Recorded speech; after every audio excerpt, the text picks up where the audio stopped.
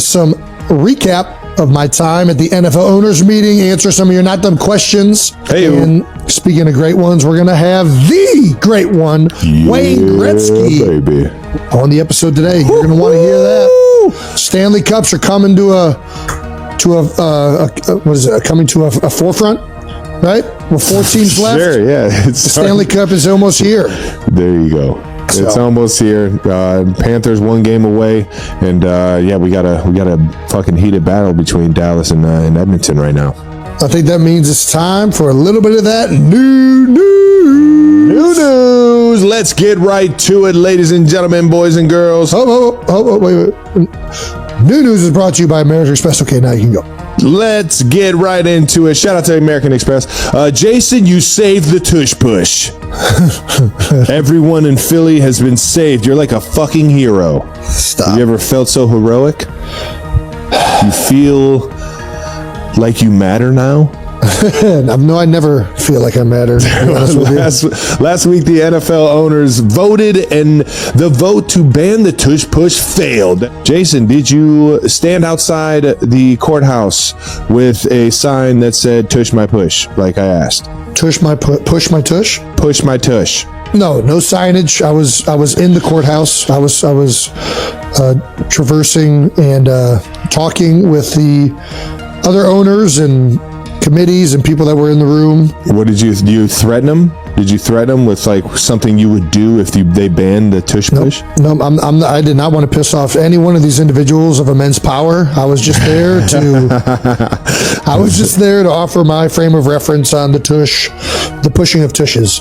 Man, I haven't been in a courtroom since I got a jaywalking ticket when I was in middle school. Well, how's a courtroom look in Minnesota? It wasn't a courtroom. It was a conference room at the hotel that we were staying at. Ah, the courtyard.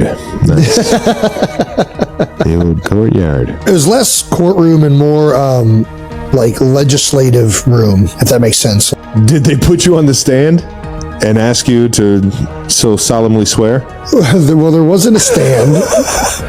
They just had. I did get up there and was able to. So, okay, let's fast forward. The reason I was there, or flashback, I guess, was because there was a narrative out there that one of the reasons I retired was because of the play, or that I somehow felt like the play led to more injuries or was injured because of it. So I was really just there to offer my perspective on that stuff not being true, and the fact that I think it's a relatively safe play. But I did go up there and talk after Jeffrey Lurie kind of started things off and got some things. He kind of opened everything up, and then I kind of dispelled those rumors, as well as answer some questions about how the play was run. But for the most part, it was just awesome to witness, honestly, the legislative process of the NFL, how the owners vote on it, how these proposals come about. I couldn't help but think, like, I can't believe I'm in this room right now, to be honest with you. Like, there's just like hundreds of billions of dollars of wealth just sitting here. And did you wear a suit? I wore a blazer with boat shoes and slacks. Okay. That was swagged out. I was dressed. I was looking. Was it a collared shirt underneath, or just like a regular? It was collared shirt, button down, white button down. Kelce. Listen, I'm not going to go in there looking like a slob. Anyways, it was awesome to witness. It was awesome to see how those things kind of take place, and I really did leave the room and the meeting feeling strongly about how these proposals come about, how the game has changed, and the thought that goes into it, the thoroughness that happens between the competition committees and the health and safety doctors and individuals and Roger and the owners. There's a lot that goes into a lot of these decisions that are made, and it was awesome to just kind of witness something that, in my opinion, has made the league better, in at least our time in the NFL. So yeah. When Roger walked in the room, did they all go, "All rise"? Nope. No. Once again, this is not a courtroom. It was not a courtroom. It was just. But there was a jury.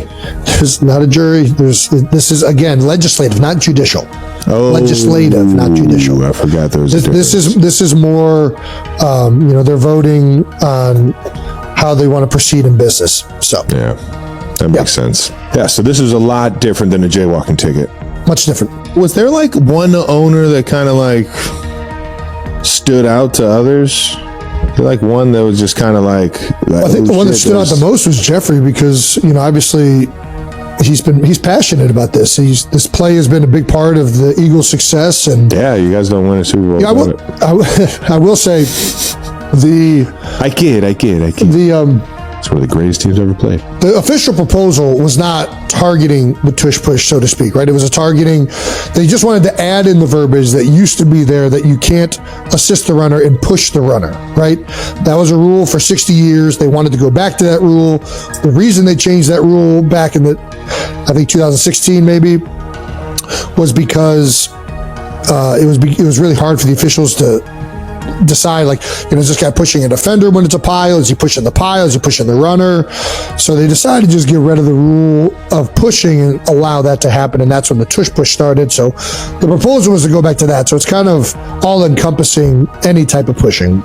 Needless to say, I think that the main reason this is being brought up is because of the tush push and the success of it and the notoriety behind it. And I think Jeffrey he's been pretty passionate about trying to get his point across. And I don't want to go into too much of what happened in that room, because I don't think it's my place. I think it was kind of crazy I was even in the room to begin with. You are the tush push, Jason. Yeah, but I'm not an owner.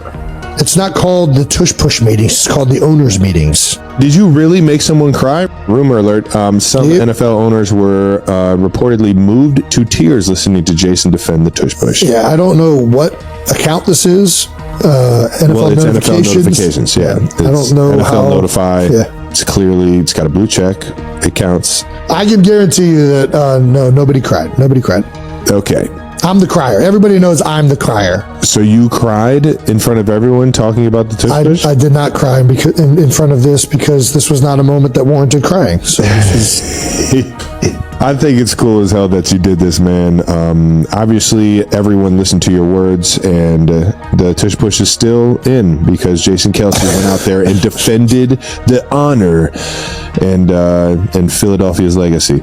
I don't know if anybody's mind changed at all. They needed 2 more votes to ban it. For the proposal, you need 24 votes for the proposal to pass. Yeah, I don't know which of these teams are already in favor. I mean, I know talking to a few of them, with even the day of, you could just kind of tell which teams were kind of in your corner, and a lot of them incorporate the offensive lineman pushing downfield, or just don't think that the play should get removed for the reasons that are being stated. But listen, I think everybody has legitimacy in how they voted.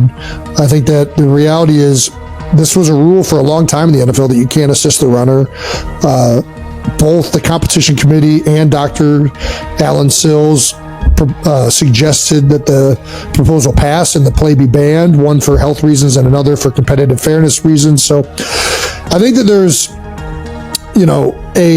not competitive fairness, it's more just like they want to see that out of the game. They didn't like the pushing of piles and stuff. But I took away from this meeting that all of these owners have good intentions, and not just in this proposal, in all the proposals.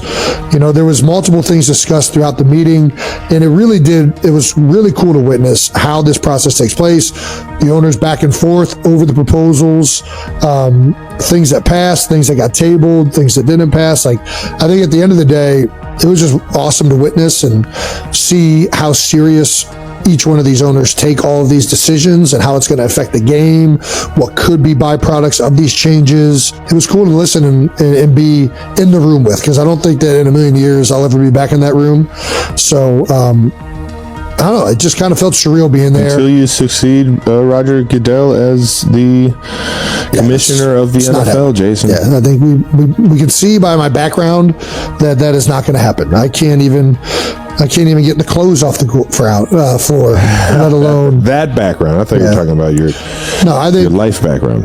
I don't really want to touch too much on it, because again, I don't know what's privy to share, and I don't, listen, Mom told us not to kiss and tell, right? So, there's some things that, in the Eagles locker room, and as a player, you find out like what's good to share. And then in this world, it's like, listen, I don't know. I just wanted to go there and offer my perspective on the play and dispel some of the rumors that have been being said. Did you get any cheese curds while you were up there?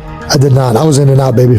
Unfortunately, I would have loved some cheese curds, some spotted cow. You're a foodie, dude. You got to go in there and grab some curds, man. Get some, get some Minnesota, whatever, dude. You won a Super Bowl in Minnesota, dude. I know. Listen, I'm not gonna lie. I got some good vibes in Minnesota, dude. Super Bowl, freaking all of America.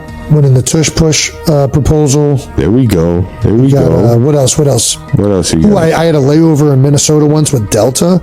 Dude. They gave me some like service where they drive you to the next gate, and I didn't even ask for it. I don't even know how that happened. That's pretty dope. I'm not gonna lie though, walking through St. Paul airport. I mean, that thing's pretty sweet. They've got like a Top Golf like thing where you can go and like play like simulator golf while you're waiting on your next flight. Eat some wings, take some hacks. Did that with my guy, old David